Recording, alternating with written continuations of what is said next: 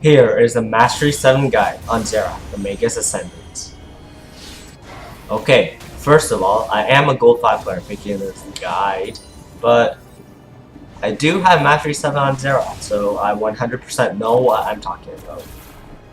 Your passive is Mana Surge, and it gives you, well, mana. What else? What do you expect? Health? Yeah, real shocker, right? Gives you mana. His name's Mana Surge. Okay, so how this passive works is that when you auto a minion, monster, champion, or even a ward, it will give you a set amount of mana scaling throughout the game. Autoing champions will give you more mana than when you auto a minion. It doubles the amount of mana you get you auto champion. The only things you can't get mana from if you auto it is turrets, inhibitors, and the nexus. It is on a 12-second cooldown at every stage of the game, so keep that in mind. During the laning phase, you will have to use this passive quite a bit since Xerath is one of the most mana-hungry champions there is.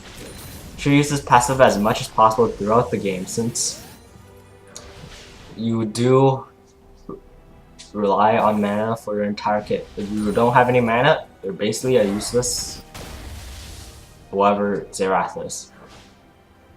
If you auto minion, it will give enough mana for your Q at every point of the game.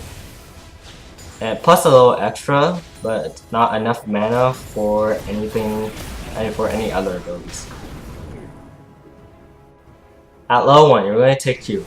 Since it is your most important ability, your Q is a line skill shot that increases in range the longer you charge it up for. Your Q is your harass and it's also your burst ability. Your Q has great harass in lane since it would help you farm, and during lane phase, one thing you could do is to try to throw out one Q to farm the minions, to last with the minions, and to also harass your opponent at the same time. Doing this will pressure your opponent a lot since they know you could just stay at the back of your minion wave while still hitting you and farming the minions all at the same time. If you watch your mana cost though, since your Q does cost 120 mana at max rank, which is more than your ultimate ability. The next ability you're going to take is your W. Your W is also great for harassment since it has a pretty far range like your Q. Your Q does have slightly longer range than your W, but your W also provides you a slow. So you should W your opponent before using your Q since it will make it easier to land your Q. You should also try to hit your opponent with the center ability since it would slow them for 50% instead of the 25%. It will also do 50% more damage as well. The slow will also help you land your other abilities. Okay, so your E is just a stun that gets longer the further it travels. Yeah, pretty simple ability.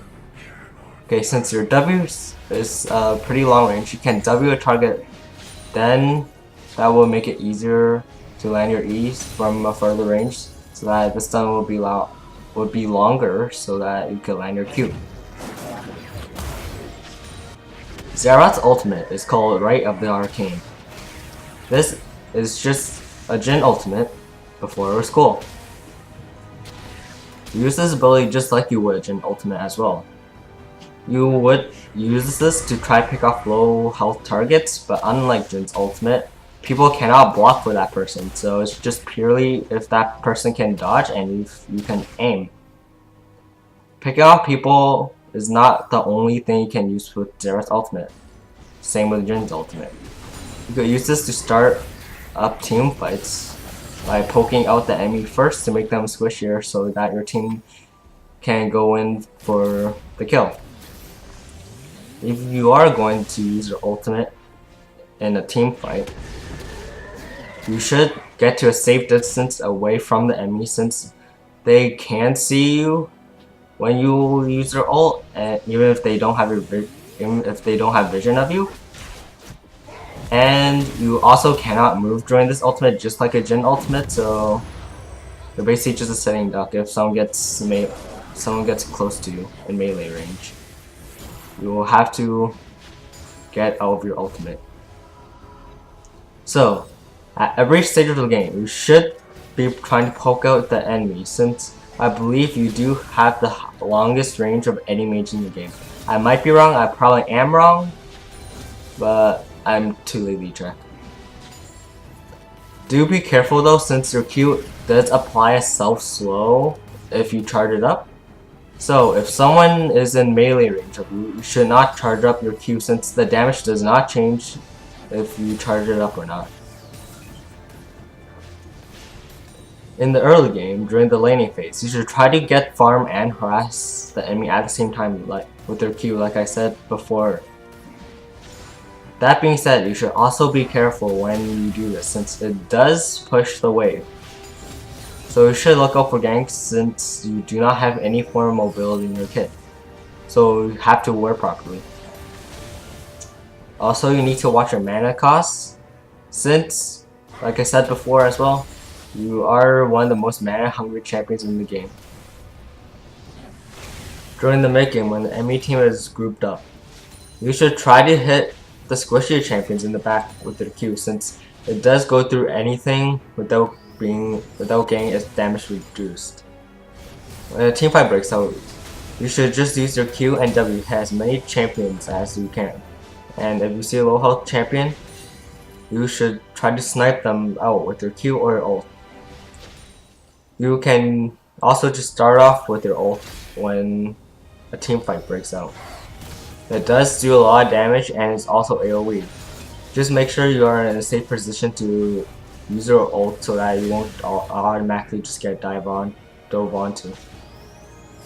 Now, in the late game, all you have to do is the same thing you did in the mid game, but just be more careful, since you are a really squishy champion, so if you get caught out, you'll be more dead than my YouTube channel.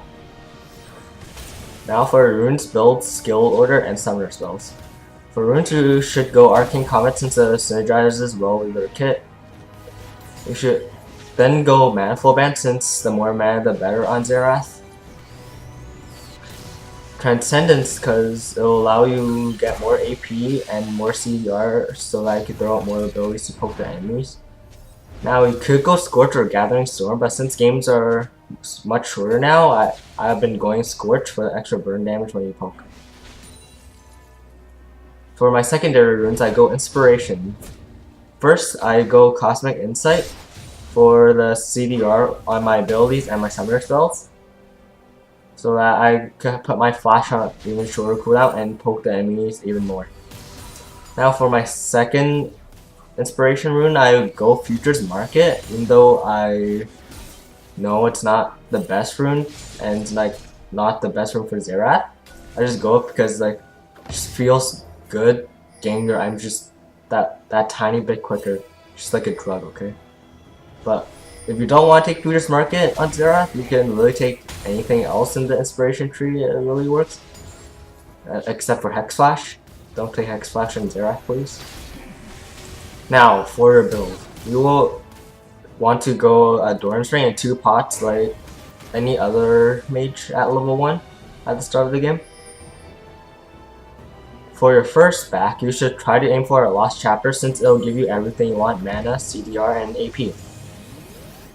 If you don't have the gold for a full Lost Chapter, just go for the components of it, of course.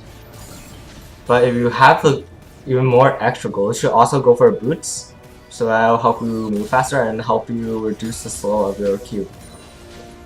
The first item you should get should be Luden's Echo for the mana and AP and CDR, of course. Here is an example of a full build I would go in Xerath, and there are also some items you could get depending on the game. For skill order, I go Q, W, then E, and of course they're all whenever you can. I max Q first, since it's your bread and butter ability. It's your poke and also your burst.